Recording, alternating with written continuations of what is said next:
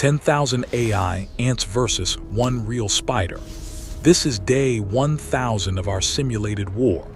To understand this last battle, we jump through the colony's most important days on a 1,000-day timeline. Day 1. A lone queen lands on empty sand and claims this spot for a brand new colony. She digs a tiny chamber underground, lays her first eggs, and waits alone in complete darkness.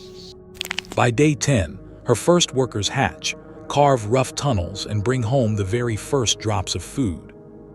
Around day 30, the ants drag their first big insect underground piece by piece, learning how to hunt together.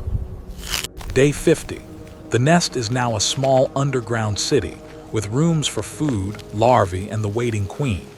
Neat piles of stored food appear. Each new chamber makes the young colony more stable and ambitious. By day 100, more than 1,000 ants rush through the tunnels like tiny, perfectly organized highways. There are no leaders or generals here, just simple rules, repeated thousands of times without a single mistake. Around day 150, large-headed guard ants take positions at key intersections, jaws open to protect the queen. Day 180, a normal spider wanders too close and is calmly buried under a moving carpet of ants. By day 200, the population explodes into several thousand, with new tunnels branching in every direction. Main corridors now look like rush hour, packed with workers carrying food, sand, and squirming white larvae.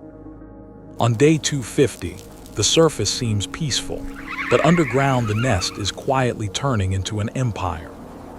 Around day 280, the soil suddenly shakes. Tiny vibrations ripple through every tunnel in the nest. By day 300, scouts finally see the cause: a large wolf spider patrolling dangerously close to the nest. Its heavy footsteps leave deeper prints in the sand each day, slowly tightening a circle around the colony. Day 320, a spider leg slams beside the entrance, blasting sand into the tunnels and stunning the scouts. A tiny vanguard climbs the hairy leg but is shaken off instantly, too few, and far too weak to matter. The first clashes are brutal. Entrances collapse, chambers cave in, and piles of dead ants line the surface. Workers repair non-stop while guards form a living wall around the queen, so the heart of the nest survives. By day 350, almost every visit from the spider becomes a full-scale battle at the nest entrance. Deep below, the queen remains untouched, wrapped in layers of guards and freshly reinforced earth walls. Around day 380, the nest is redesigned for war, with special battle tunnels just beneath the surface. Between days 400 and 500, endless raids and repairs turn the conflict into a grinding war of attrition. By day 500, guard ants move in tight, coordinated groups like tiny, perfectly drilled military units. Around 8,000 ants remain. The spider is wounded, but it still returns to hunt.